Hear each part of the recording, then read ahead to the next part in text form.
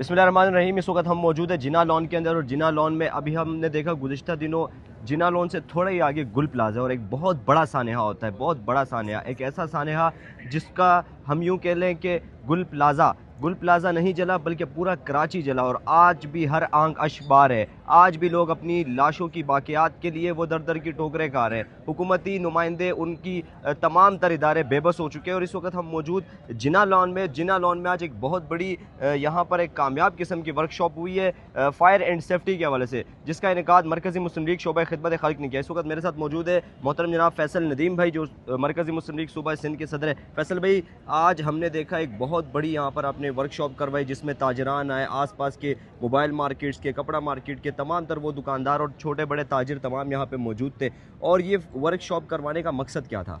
देखिए, वर्कशॉप करवाने का बुनियादी मकसद ये है कि ये जो इतना बड़ा सानिया हुआ है गुल प्लाजा का, इसमें अगर जो हमारे भाई उस गुल प्लाजा के अंदर मौजूद थे तो काम उन्होंने किए होते। यानी एक तो फायर सेफ्टी की जो है ना ट्रेनिंग की होती, फर्स्ट एड की ट्रेनिंग की होती, और उसके बाद उनके पास कुछ ज़रूरी इक्विपमेंट्स होते, आलात होते।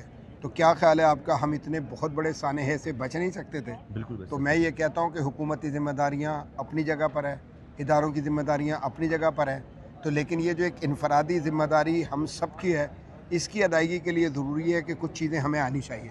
तो इसी हवाले से हमने ये प्लान किया है कि हम शहर के हर तरफ जाएंगे इंशाल्लाह, हर इलाके में जाएंगे इंशाल्लाह। किसी फैक्ट्री में जा सकते हैं, किसी स्कूल में जा सकते हैं, किसी शॉपिंग सेंटर में जा सकते हैं, किसी रिहायशी इमारत में जा सकते हैं, और वहाँ जाकर इंशाल्लाह ये फायर सेफ्टी की वर्कशॉप्स करवाएंगे और फर्स्ट एड की वर्कशॉप्स करवाएंगे इंशाल्लाह। फैसल भाई, हम देखते हैं कि हुकूमती नुमाइंदे एक तरफ वो बात करते हैं कि ये प्लाज़ा किसी के दौर में लीज़ हुआ था, फिर हम देखते हैं कि कोई कहता है कि 35 साल पहले इनकी हुकूमत और इनकी हुकूमत थी। क्या इस वक्त इल्ज़ाम तराशियों का वक्त है या इस वक्त ज़ख्मों पे मरहम रखने का वक्त है? देखें, असल जो है ना मसला, वो तो ये है कि इस तरह की इल्ज़ाम तराशियाँ सिर्फ एक वजह से की जा रही हैं कि अवामुन्नास की आंखों में धूल झोंकी जा सके। यानी सवालात तो है ना, मुसलसल सवाल किए जा रहे हैं। सारी दुनिया जो है ना ये कह रही है कि आपको हुकूमत में 18 साल हो चुके हैं, सारे इदारों पर आप मुसल्लत हैं, बल्दियाती इदारों पर आप मुसल्लत हैं, सूबाई हुकूमत पर आप मुसल्लत हैं, तमाम वसाइल आपके पास मौजूद हैं। जो इंतहाई ज़रूरी चीज़ें वो क्यों नहीं होती? फायर ब्रिगेड आती नहीं है, आती है तो खाली हो जाती है, उसको रीफ़िल करने के लिए घंटों इंतज़ार करना पड़ता है। ये सब कुछ क्यों है? आपका अमला देर से आता है, उसके पास ट्रेनिंग नहीं होती है, ठीक है, और उसके पास जो आलात मकसद दरकार होते हैं वो उसके पास मौजूद नहीं होते। तो इन सब के ये ज़िम्मेदार हैं, अच्छी तरह से जानते हैं। तो ये इनकी ढिठाई और इनकी बेशर्मी है। इसके सबब कुछ नहीं कि लोगों की आंखों में धूल झोंकने के लिए, लोगों को धोखा देने के लिए, फ़रेब देने के लिए इस तरह की बातें करते हैं। वैसे भाई, आखिरी सवाल, एक तो शहर की ज़रूरत, क्या 28 फायर स्टेशन है? दूसरा, ये जो फायर सेफ्टी की वर्कशॉप है, क्या ये यहाँ से रुकने वाला सिलसिला है या फिर ये चलता रहेगा? और आपने जो ऐलान किया रेस्क्यू सेंटर का, तो ये कितने वक्त में तैयार होगा और क्या ये फुल ट्रेंड लोग होंगे? देखिए, एक तो मैं ये अर्ज़ करना चाहता हूँ कि पूरी दुनिया में एक बैनुल-अक़वामी तौर पर हर चीज़ के लिए एक मयार मुक़र्रर किया गया है। जी। तो असल जो मयार है, मैं यूएसए की बात कर लेता हूँ कि 25 से 30 हज़ार की आबादी पर एक फायर स्टेशन होता है। जी। तो इसका मतलब ये है कि अगर इस शहर की आबादी 3 करोड़ है तो इसका मतलब है कि इसमें 1000 फायर स्टेशन होने चाहिए। जी, ठीक है, तो कितने? 28 से 30। उन पर जो फायर टेंडर हैं उनकी क्या सूरत हाल है आपके इल्म में है। कभी डीजल नहीं होता, कभी पेट्रोल नहीं होता, कभी पानी नहीं होता तो अमला नहीं होता।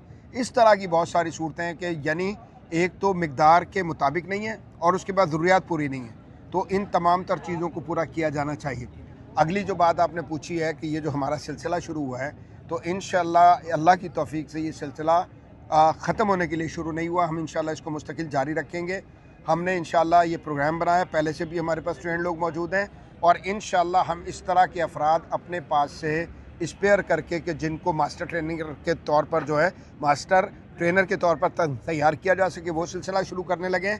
और फिर सिर्फ कराची शहर में नहीं, अंदर सिंध के दूसरे जो शहर हैं वहाँ पर भी ये सारा सिलसिला किया जाएगा। रेस्क्यू सेंटर की आपने बात की है, तो मैं ये अर्ज़ करता हूँ कि हम हुकूमत नहीं है, ये बात आपको अच्छी तरह समझनी होगी, लेकिन इंशाअल्लाह हम उसके बावजूद इस बात की कोशिश करेंगे कि ज़्यादा से ज़्यादा जो भी मुमकिन वसाइल हैं वो इस रेस्क्यू सेंटर पर खर्च किए जाएँ, और इंशाअल्लाह ज़रूरियात ज़्यादा से ज़्यादा यहाँ पर जो हैं वो इंशाअल्लाह अज़ीज़ फ़राहम की जाए, ताकि किसी भी हादसे की सूरत में कीमती इंसानी जान और जो इंसानों के अम्वाल है उनकी हिफाजत की जा सके। बहुत शुक्रिया।